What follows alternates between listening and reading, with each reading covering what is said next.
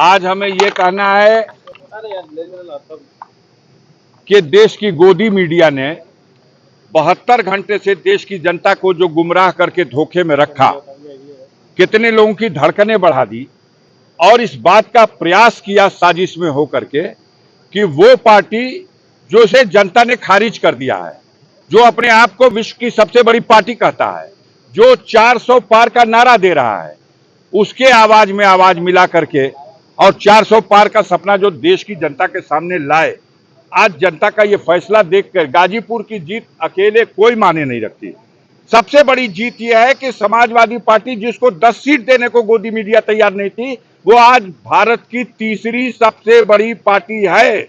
अपने दम पर समाजवादी पार्टी तीसरी सबसे बड़ी पार्टी बन गई। अफजाल अंसारी की जीत में तो तमाम प्रश्न चिन्ह थे। आपका प्रश्न था कि बसपा के समझौते में आप जीते थे, इस बार बसपा अलग लड़ रही।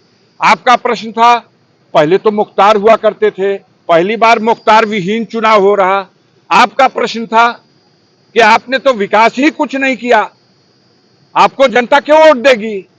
वो सारी उलझने और जिस तरह से चुनाव प्रचार, मोदी जी आए वोट मांगने, रोड शो करने अमित शाह चले आए और पर्चा दाखिल कराने उत्तराखंड के मुख्यमंत्री चले आए। मध्य प्रदेश के मुख्यमंत्री ने आकर के जंगीपुर में वोट मांग लिया। योगी जी धर्मावतार बुलडोजर लेके अलग टहलते रहे। जनता ने फैसला दे दिया कि ये सारा अहंकार इस सरकार का, डबल इंजन की सरकार का, वो जनता को मंजूर नहीं है। जिसके ऊपर आप जुल्म करते हैं और उस जुल्म के बदले अगर आप चाहते हैं कि जनता पुरस्कार दे, तो जनता ने पुरस्कार दिया। देश के पैमाने पे तो भाजपा हो सकता है 240 हो, लेकिन सबसे बड़े अहंकारी इस उत्तर प्रदेश में थे, जिनको यहां की जनता ने मिट्टी में मिला दिया, जिनकी राजनीति को मिट्टी में मिला दिया, आधी से भी नीचे कर दिया। इनको औकात सिमट गई है। और आज ही इस बात का संदेश इस गाजीपुर की जनता ने दे दिया है कि अगला निशाना उत्तर प्रदेश की कुर्सी, जहां माननीय अखिलेश यादव को अगले चुनाव में उस कुर्सी पर बैठाना है, यह फैसला जनता ने आज दे दिया। गाजीपुर का जनादेश आपको पहली बार के बाद रिकॉर्ड मतों से, सर क्या कहेंगे, क्या जनता को बोलेंगे? भाई 2019 में जीते थे 1,20,000 वोट से समथिंग, और इस बार जीते हैं 1.25 लाख वोट से। मैंने प्रेस कॉन्फ्रेंस में बार बार कहा है कि मैं अपना रिकॉर्ड अपने ही तोड़ूंगा, क्योंकि मुझे जनता से और उनके बीच में जो मेरी उपस्थिति थी, मुझे मालूम था कि जनता हम पर विश्वास कर रही है और मेरा साथ देगी। जनता को पता है कि अफजाल अंसारी को षड्यंत्र करके जेल में डाला जाता है और फिर कहा जाता है विकास आपने किया, कहा कि आप तो मुकदमे में दौड़ते रहे।